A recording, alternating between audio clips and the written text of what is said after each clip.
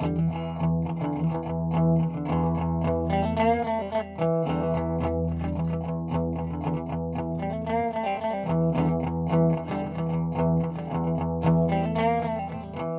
to The Other Discovery Show, the podcast that's not about podcasts. It's about all the other things we discovered this week. I'm Josh. I'm Kirk. And I am Zach. And guys, get ready. We're going to explore our bodies together again. Oh, boy. It's like a body discovery show. It's time to explore our bodies together. It's time to go a little bit below the skin. I don't... Go a little That's bit. very unsettling. Go a little bit below the belt. Your dermis. And really get intimate with our bodies. That's just... Get to know... It's not even subtle when you say get intimate with our bodies. Much. And get to know the vessels that we travel in every day a little bit more. And we're going to go just slightly up from our conversation last week about the foot or feet and talk about the ankle. So the ankle is made of approximately 3 bones, is kind of like the core structure of the ankle. And it's the tibia, the fibula, and the talus. Okay. And basically these allow the flexion and extension of the foot, like how we make our foot move around. It's all through the ankle. I do appreciate the flexion. And it's kind of crazy when you think about it because all human locomotion, like walking, like everything, running, jumping, kicking, all is stemmed from the foot through the ankle to the rest of our body. Yeah. And so you look at something being so small from a proportion of our body, being able to handle, direct, move, and handle all of that. It's pretty amazing what the ankle can do. It's like what do they call it? The Jesus nut. Have you guys heard about that? On the helicopter? There's one nut that holds the screw on the rotor. Oh no. They call it the Jesus nut because if it goes, you're in trouble. Yeah, it is like the Jesus nut. And the crazy thing is a lot of kind of studies are out there showing that like the ankle is the most injured major joint in the human body. Really? I would guess knee.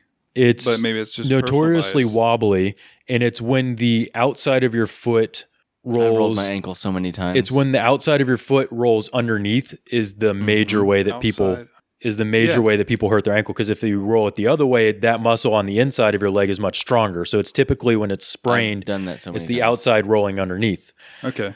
And ankle sprains are the most common injury in America.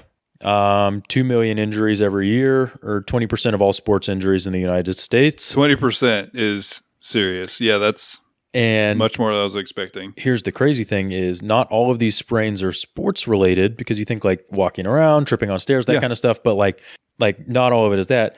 There's an estimated 125,000 high heel related injuries in the U.S. emergency departments between 2002 and 2012.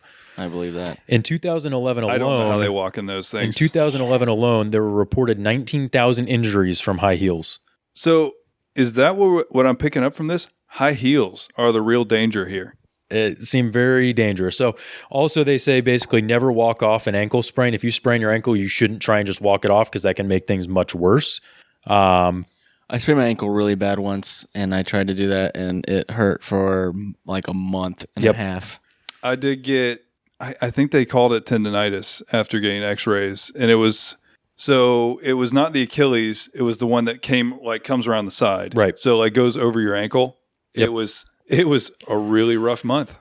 And in Victorian England, apparently the ankle was too erotic for public viewing. Ooh. So a woman lifting her skirt to show her ankle was considered provocative. Were they allowed to show any of their body? Like the ankle? Okay, that means their dresses were going down to their feet. Yep. Dragging on the ground. Were they, did they have to wear long sleeves?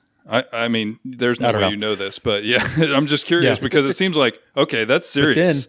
And the article I'm reading says it was ironic because at the same time, the Victorians were notoriously known for producing copious amounts of pornography. It's because they were all pent up. Couldn't even look at ankles. And then the rebound from that was in the 1930s, there were prettiest ankle contests. Ooh, that's very So they'd expose their ankles and be like, ooh, look how pretty these are. I mean, honestly, so instead of wet t-shirt contest, they had a wet sock contest. You'd like that, wouldn't you, Kurt's pervert? all about the wet sock contest.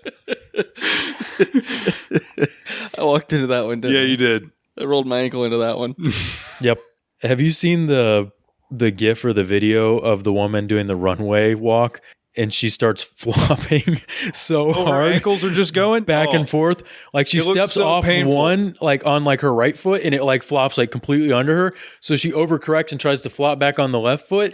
And then that one It's folds just- under, and she's like flopping and flailing everywhere down the runway. It is horrible to watch. It is one of the most painful things to watch I've can't ever watch seen. that stuff. It's really So- bad. So for anyone But out there, once again, that's high heels. yeah. Yeah. Blame the high heels. So anyone out there, any ankle tips, how to strengthen your ankles to keep them from getting hurt? Any ankle related gifts, pictures, videos, Nope. stories, Nope. news? Stop. No, it's Share them. fine. No. it Share has them to on be- social media. Share them on it's not Facebook. fair. He doesn't even go on our I know, but it socials. has to be better than last week. So thank it has you- to be better than what Yeah, happened and to us thank last you. week. You shouldn't say these things. Thank you, Jordan, for sharing the wonderful feet pictures on our Facebook group last week. That was Horrifying. it was something that you shared, and we appreciate your contribution to the community. You did share it, Jordan. So, anyone out there that has any great media or anything they'd like to share about ankles, stories, tips, tricks to keep a healthy ankle, let us know. I'd love to hear more about it. I mean, that all sounds good. Yeah, if there's like healthy ankle tips, sure. Yeah. Go ahead. I think one of them is you write the alphabet with your toes. Yep. So Strengthens your ankles. I did the Vibram 5-finger shoes for running for a while, and they give you like an instruction manual of like how do you warm up your feet and ankles, Oh, yeah, the running motion is different, right? and there's a different running motion, but there's like a set of warm-ups and stretches you're supposed to do to build strength in your feet and ankles to make sure that you're not going to injure yourself. And so it's like doing the alphabet with your big toe, flexing it like left and right as far as you can, like your ankle, like basically torquing it left and right, and then up and down, and like kind of getting like a good stretch. Torquing it or twerking it? Both. Torquing is just torquing it faster, right? Yeah. Isn't that all? Yeah. And so there's a couple things like that. And apparently that's one of the big things on the like barefoot running thing is that it makes your ankles really, really strong and less injury prone. And when we wear big shoes that have like these really heavy soles on them, it makes our ankles weak because we don't have to actually walk correctly, and it cushions everything. And so your ankles get weak from wearing these things. That is interesting. And We all so got pansy ankles. yeah, so walking around barefoot and running around barefoot and kind of strengthening your calves and ankles is always a good thing. So that's a interesting one. Well, we all just explored our bodies together. Yeah. Hope you guys enjoyed it as much as we did. Yeah, and again, explore your bodies with us and contribute on social media and wherever you want to reach us. So Show they- us them ankles. So today Kirk I wants to learned see that 'em. in 2013, a petition requested that the United States government build a Death Star, and it reached 25,000 signatures, which is the threshold requiring the White House office to make a response. One part of the response was, the administration does not support blowing up planets. I mean, I appreciate that. The main thing I learned from this article, however, was that it only takes 25,000 petition signatures to require the White House to respond.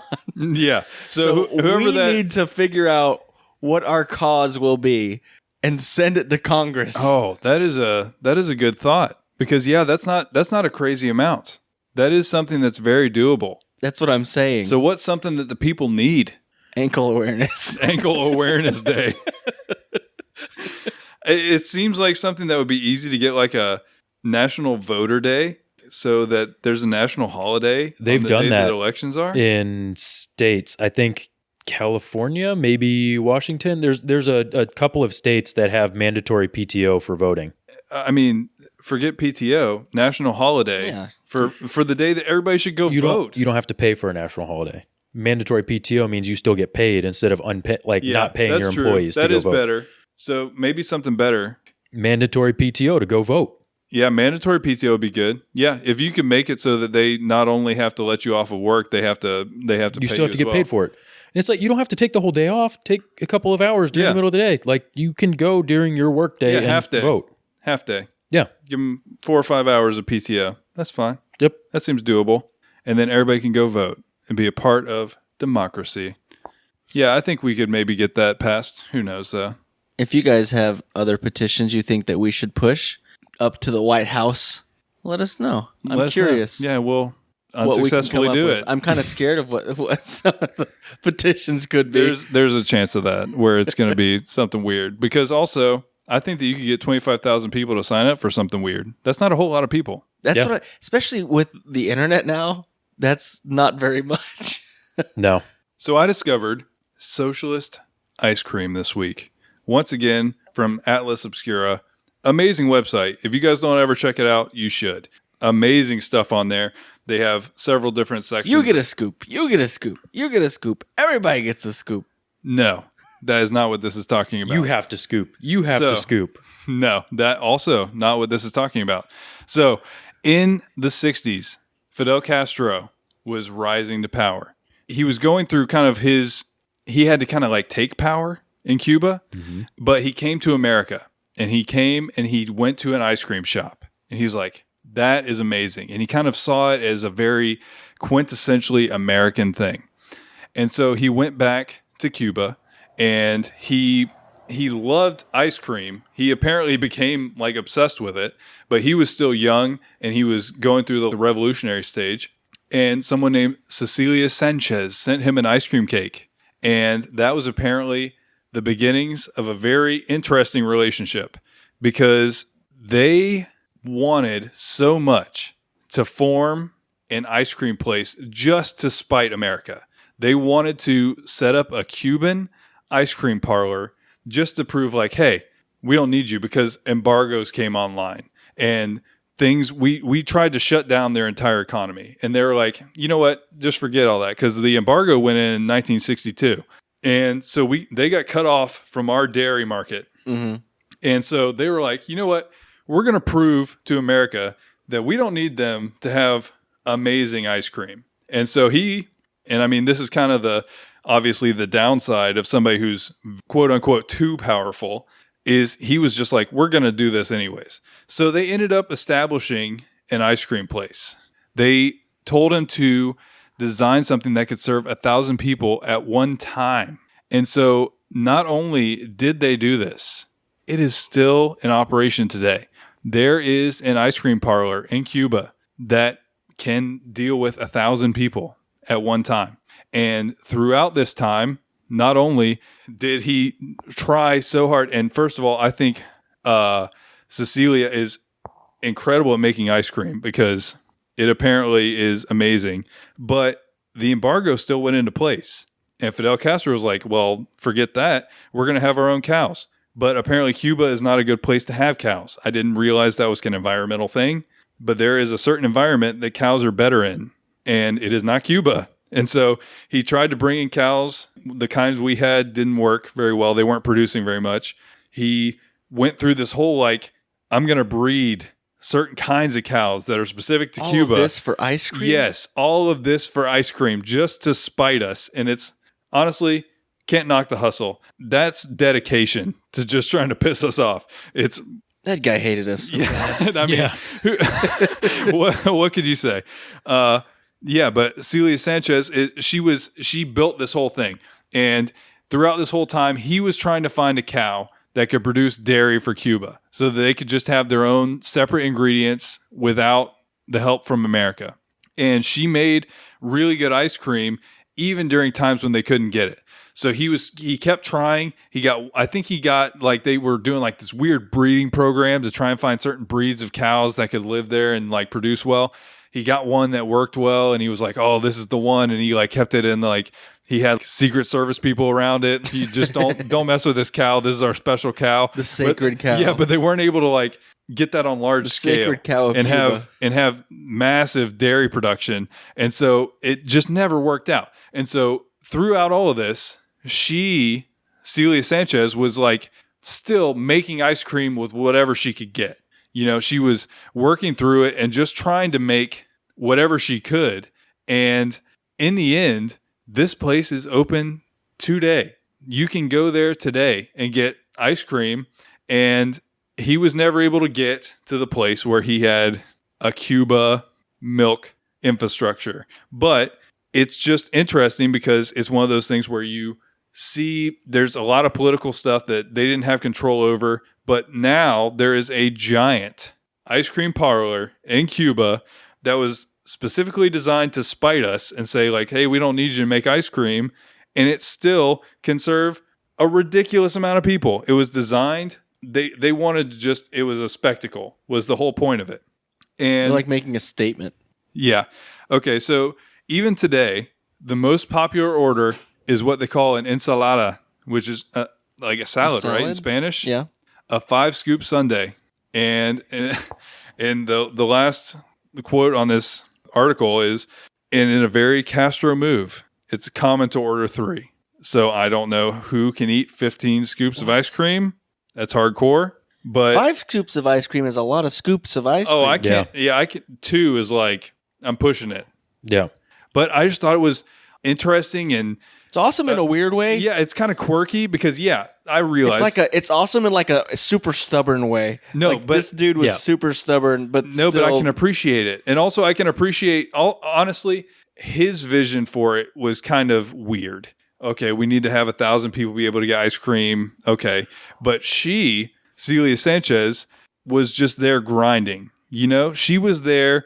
They didn't have ingredients. I'm sure she was getting some pressure from literally Fidel Castro, the guy who was running the whole country, saying, do it, make the ice cream. And she's like, I don't have any ingredients. And she still did it. And it is still in operation today. And that I can appreciate a lot. the Cuban ice cream crisis. It's amazing.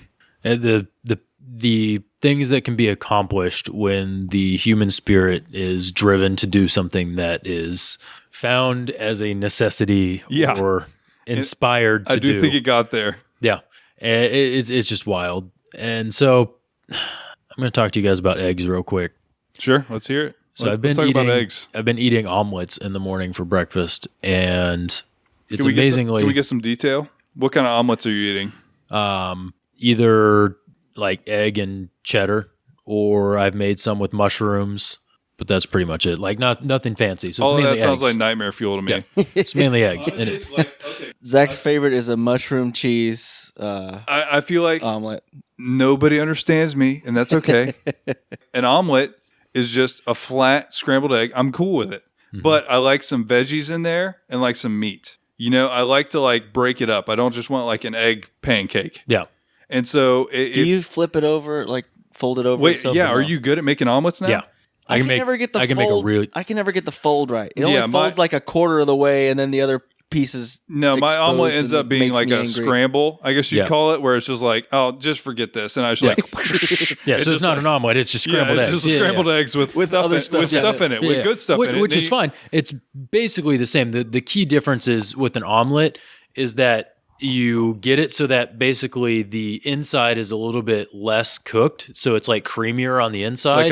It's like a medium rare. It's like a egg. hot pocket. It's like a hot pocket where you put all the ingredients in it and then you fold it over. And then the outside's nice and crispy and the inside's nice and gooey. And it's phenomenal if you get it right. But if you get it wrong, then you've got scrambled eggs with all your ingredients. So And I mean, it's still good. It's kind of a You hit it win-win. with hot sauce, throw it in a tortilla, done. So delicious. that's not even the point of my story. I know. I just was curious. So you guys remember when I talked about egg boxing at some point? Yes. So for those of you that don't know what egg boxing is, it is when you're making your eggs in the morning, you're supposed to not break the egg on the pan or a counter or something because you cross-contaminate and everything else. You can break the eggs on each other. So egg boxing is if an egg breaks Find the strongest egg. yeah, if an egg breaks the other egg, it wins, and you keep using that egg until it loses. It's the true Hunger Games. Typically, and this is something I the learned Hunger from Peter Attia, which is a guy that's like buddies with Tim Ferriss, and I learned it through him. So I started doing that when I started making omelets, and right now I'm on an egg that's gone through 15 or 16 eggs. Whoa. Ooh, we got a champion egg right here. So he went through the whole first carton, Dang. and he's halfway through the second one, and I'm super excited for him. So I got to name If him. he rots, does he retire? Like, does that mean he retires undefeated? Eggs go for a long time before they go actually really bad, do. especially in the fridge. So he's going for now, and we'll see how far he goes. Did But you I name him? I haven't yet. You should. 15, Sheldon. 15 rounds? That's serious. I'm thinking Pablo Escobar. That's pretty good. I can get behind that. I was trying to think of a boxer's name that or would go with it. I couldn't think of Eggvander one. Holyfield. I can go for that too. I like Eggvander Holyfield because it's a boxer. At least. So I gotta workshop the name a little bit more, but I gotta name him. So that's been going on, and I'm super excited about that. But also, the Eggman, Dr. Robotnik. Okay. You know what that is? Sonic? Sonic? Yeah. Have you all seen the new trailer? Yeah, Jim Carrey. I haven't seen the new trailer. So they released a trailer about 4 or 5 months ago, and people were outraged because Sonic looked People like were horrified by Sonic. this horrible, horrible Sonic was in it. It did look pretty weird. It was like anthropomorphic and like this weird animal. It looked real messed up. If saw you it. ever want to understand what that. the Uncanny Valley is, watch the first Sonic trailer and you're going to be disturbed. But have y'all heard about the new Sonic trailer?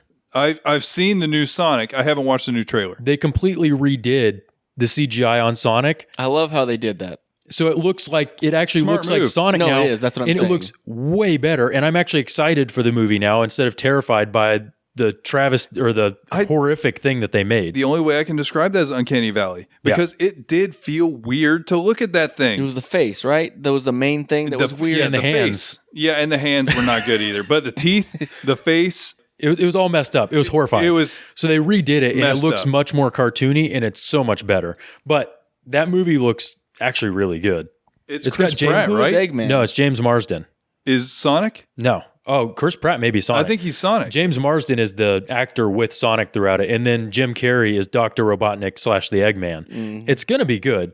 Yeah, but they put out that trailer and everybody's like, "Oh, what No, did you? no, what yeah, is don't do that. Like, please, no, get But that thing out of here." Look at the before and after of it. It's phenomenal. It looks I so have. much better. Oh, it's much better because it looks like the actual cartoon. I do think it's hard to say it's Uncanny Valley because it's not like a person, Right. but still, there was something very unsettling about that first one. Yeah, it was bad. It was, and people were upset about the teeth, Yep. just generally the face, the hands. Like, there was a lot of it was just like, I feel uncomfortable watching this Yeah. trailer. I'm really glad they fixed it. Yeah, So it it's, actually looks pretty good now. It's a pretty smart move. Yeah. You know, but it's interesting to see that like a movie studio would take, because honestly, I feel like you have to take internet feedback with a grain of salt. Mhm. You know, there is But some, if it's overwhelming, yeah, you kind of have to be like, okay, if everybody hates this, maybe we should do a little redesign. you got to be honest. In a lot of ways, it's kind of like with what social media is now. It's like free focus groups in a lot of ways. You Yeah. know what I mean? If there's enough response, you're like, It's true. Yeah, no, if it's overwhelmingly hatred, you should maybe make an adjustment. And that's the thing they did. And so I wonder, I wish that we could A/B test this. I realize that makes no sense for a movie studio, but I would love to see how many people go see the Sonic as they released it the first time, and then how many would go see it once the redesign was in. Yeah. But it'll never happen. I went from this is probably going to be really weird and a travesty and horrifying to watch to this actually looks very entertaining, did and I'm look going to more take my like- son to go see it. It looked more like a horror, like Yeah. the disturbing, first one looked weird enough take. that I didn't want to watch the second trailer. 'cause Yeah, I it was looked- Like, I yeah. don't want anything to do with this. It looked weird enough that people, I feel like you'd have to be like, oh, I want to go see a weird movie to go see it. And this Right. one's like, okay, I want to go see a Sonic movie. Right. And that's probably a good change. Yep. But yeah, that's crazy. So I've got some mini discoveries this week since there's been a lot of things released in the last 7 days since as we record this. So on Tuesday, Disney Plus came out with their streaming service, which aside from a few little glitches on some devices, but it wasn't like across the board. It was just little stuff. No, it was pretty clean. It came with fanfare and everyone seemed to really like it. There was a lot of people just pining over their childhood TV shows that they loved watching, like Even Stevens or like Smart House or Gargoyles. Lizzie McGuire, Yeah, all these things that we grew up on. Boy Meets World.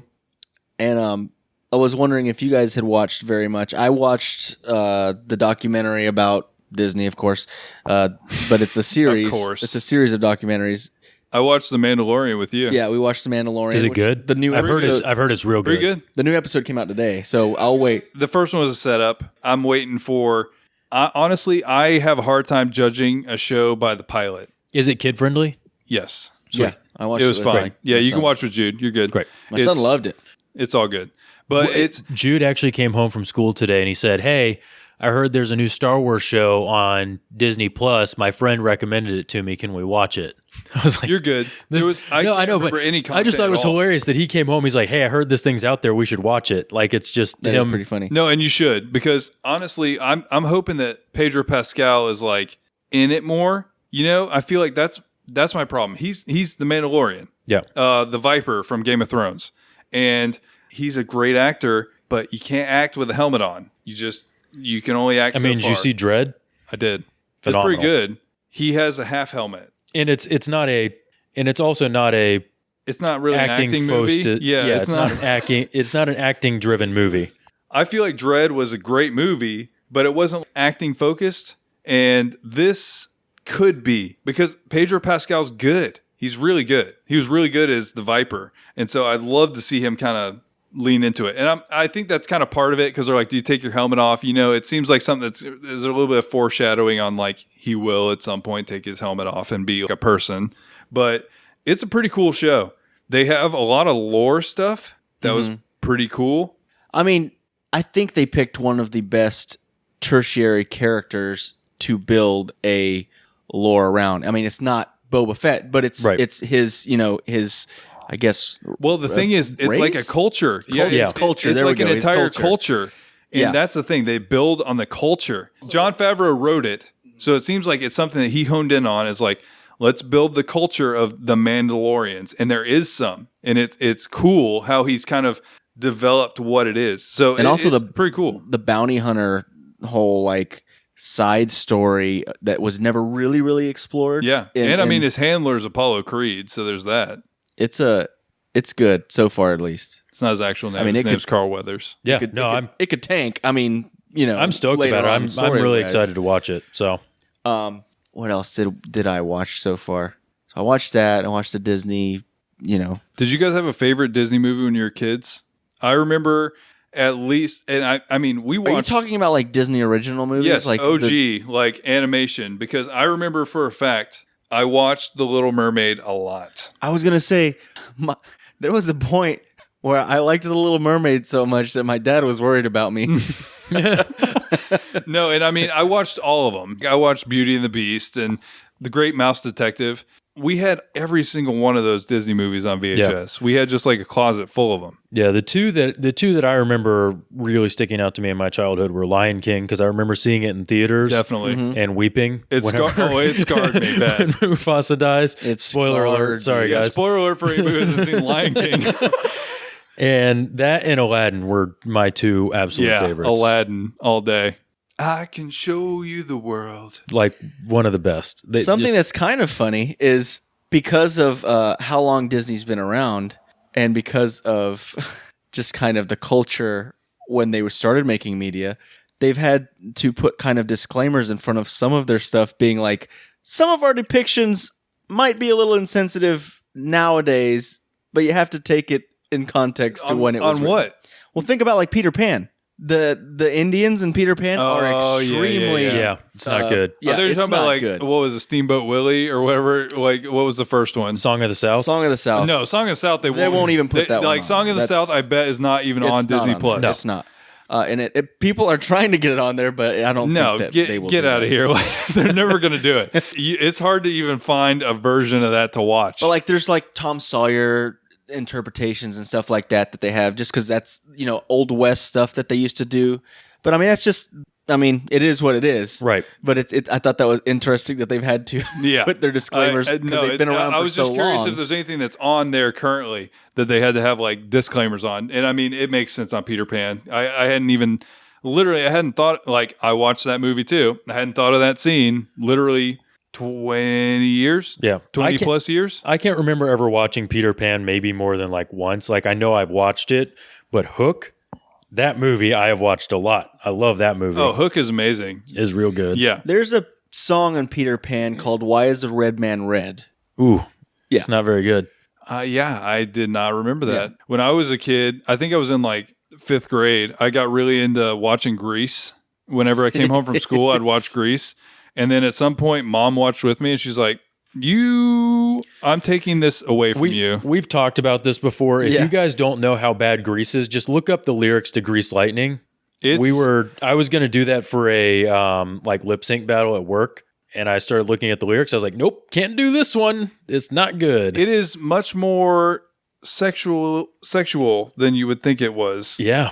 But I will say that even though I was watching all the time, once I watched it as an adult, I was like, oh, wow, this movie's very sexual. And like, I realized it for the first time. I did not realize it like as a kid at all. It's funny what things just kind of go right over your head as a kid. Did not get it. So there's that. So if you're ever worried, your kid maybe doesn't get it. We'll see. The internet's now a thing, so maybe they do. Yeah. But something else that just released recently, today as we record, which was the Pokemans.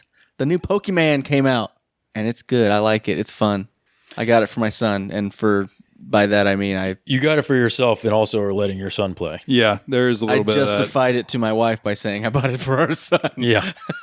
No, I got it today as well, and it's the same tried and true formula. They expanded on it, added a lot of really cool things. It seems to be really good so far, and it's going to be fun playing with my son and Kirk and and my being son's able to do actually battles seems excited about it so far. Yeah, because I can tell if he gets frustrated too early on, it's hard for him to get back into a game. Just because I feel like it's a different generation, man. Yeah, it's different than when we were growing up. We started on the games where you're gonna die over and over again. I feel like, at least with my kid, I can't speak for everybody's kid, but if he's not good at it immediately, he feels like he's never gonna be good at it. Like he doesn't get the concept of, I'm not gonna be good at things immediately. I have to learn how to do it. So I've had to kind of instill that in him, because naturally he's like, oh, I expect to be good at everything immediately. Yeah, that's one of those things that's really important to instill in kids, because it's a mindset thing, and there's a lot of like research on it now for adults, even, of a fixed mindset versus a growth-based mindset, where a lot of people will try something and say, I'm bad at this, rather than saying, I haven't practiced enough at this. I saw a study on this, actually, and I mean, it's tangential, but it was essentially that a lot of people, when they read something that confuses them, they kind of just ignore it. But some people, when they see something that confuses them, they sense confusion as like, oh, I can learn something. Almost like curiosity or exploring. They pick up that thought because, okay, when you first read something that's completely foreign to you, you're going to just be like, what am I seeing? And there's kind of two ways you can react to that. You can be like, okay, I just don't have the bandwidth for it. And I mean, that's fine. But then there's some people who they see that and they're like, this feels foreign to me, but I want to dig into it until it's not. Yep. And so it's I think that's common in adults. I think that's common in everybody. Yep. And it's just one of those things that you have to kind of work through with yourself. And the thing that's mind-blowing about it is it applies to pretty much everything that we experience in our lives. Yeah, our really entire does. lives. And every time that you run into something that's a challenge or difficult or adversity, you can look at it as, this is something that's weighing me down, or you can look at it as, if I push through this challenge or adversity or obstacle, I have grown and I have learned from it, because that is how you grow and learn. You don't grow and learn by doing the things you already know. You grow and learn by doing new things and pushing through challenges and obstacles. And so that's why it's so important. And that's where gaming comes in as a really cool teaching thing for kids, is they see this obstacle and they get frustrated and say, hey, do this for me. It's like, no. I'm going to help you do it yourself. That's a learning moment. And they're starting to learn fundamentally that things can be difficult. They can work through it. They can grow. They can get better. They can gain proficiency. And then you can say, you can do that with this. And so they run into a challenge in another part of their life. And you say, hey, you remember when you were playing Pokemon and it was hard and you were struggling with it? It's like that. If you push through it and you do the hard part and you fail, you'll learn from that. You'll grow from it. And then you can grow as a human being. And always remember, grass beats water. Water beats fire. Yeah. Fire beats grass. We learned this from Pokemon, Yep. I guess. So for the last Discovery of the Week, we have the Discovery Band of the Week. And this week, they're called the Brothers Comatose. The 5-piece string band is anything but traditional acoustic. They have a lot of bluegrass and country rock elements, things like that. It's a couple of brothers, Ben Morrison and also Alex Morrison, Scott Padden, Philip Brazina, and Greg Fleischut. I'm sorry if I mispronounced your name. But essentially, it's 5 string instruments, and all of them play kind of it's bluegrass, but they have a little different twist on it. And all throughout 2018, they were actually working with a group called American Music Abroad. which is run by the U.S. State Department with the goal of sending American artists all over the world as a cultural exchange program. And they toured China under the same program in 2018. That sounds really cool. Yeah, and up until the end of this year, they're working on their 5th studio album. And so they have a lot of cool stuff going on. They have a really, I like bluegrass in general. I like the vibe of it. I like folk stuff. I like people putting a different twist. I've talked to Kirk about it. There's a lot of bands right now that are kind of doing what I would call like almost post bluegrass, where they take bluegrass and they turn it into something a little special. They use the same instruments, but it's not hard traditional. But off of their album called City Painted Gold from 2016, the song I'd like you guys to check out is called Valerie. And as always, if you guys had any new discoveries this week, let us know. Send us a tweet on Twitter at the PDS Official, or join our Facebook group. We have a great time talking to people on there. It's the Podcast Discovery Club. Also, don't forget that Zach put together a Spotify playlist of all the bands that he has recommended on the show so far, which is like 70 plus now. Yeah, it's going to be over 70. Well, it'll be at 70 because one was not on Spotify. So it'll be 70 songs in this playlist that is this nuts. week. Which also reminds me that we've done 70 TODS episodes. We've done at least 70 TODS episodes. Nuts. But yeah, it went back to season 1. It was a super fun thing to kind of go through and find. It's lit. It's a good playlist. Yeah, it's really incredible. Very eclectic. Thank you to all the bands that have been like a part of this, because honestly, I just like finding new music. I like telling you guys about new music that I find that I think is interesting. And these guys are definitely one of them. So enjoy the Brothers Comatose, Valerie, and we will talk to you next week.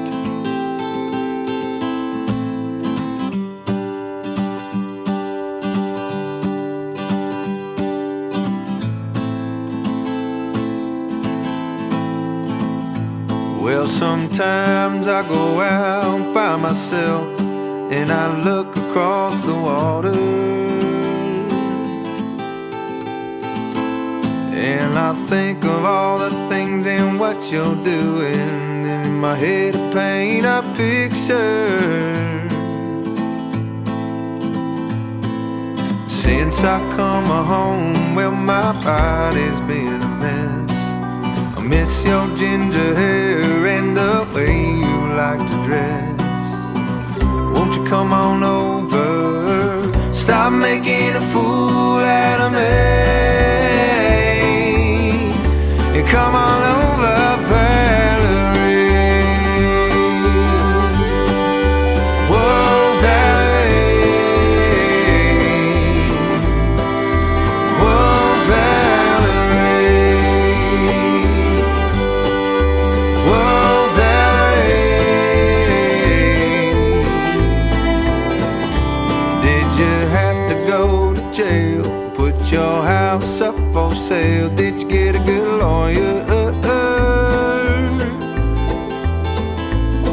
Did you have to pay that fine you were dodging all the time, or did he fix it for you? Well, are you shopping anywhere? Change the color of your hair? Are you busy? I hope you didn't catch a tan. I hope you found the right man. Are you still dizzy? Since I come home, well, my body's been a mess. I miss your ginger hair and the way you like to dress. Won't you come on over? Stop making a fool out of me, and come on over, Valerie. Whoa, Valerie. Whoa, Valerie.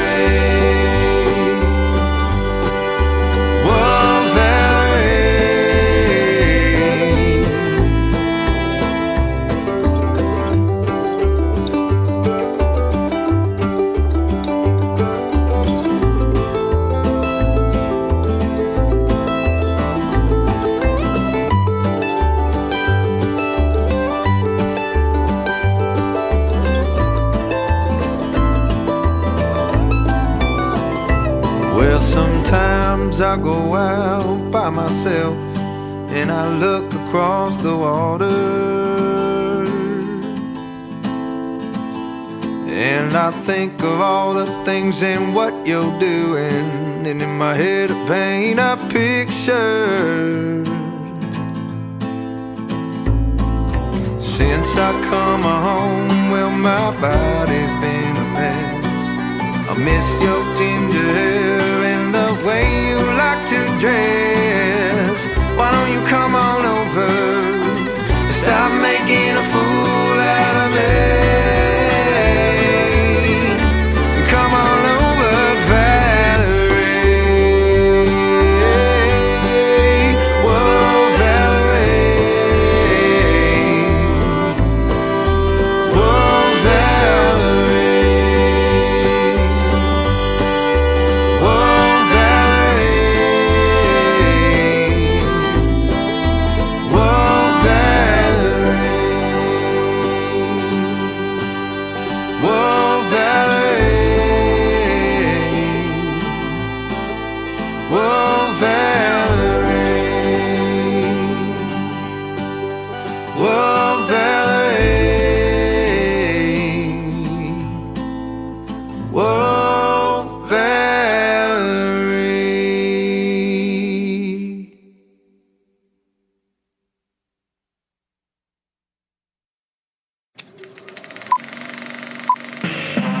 This was a podcast from the Podfix Network. You can check out more shows like it at podfixnetwork.com.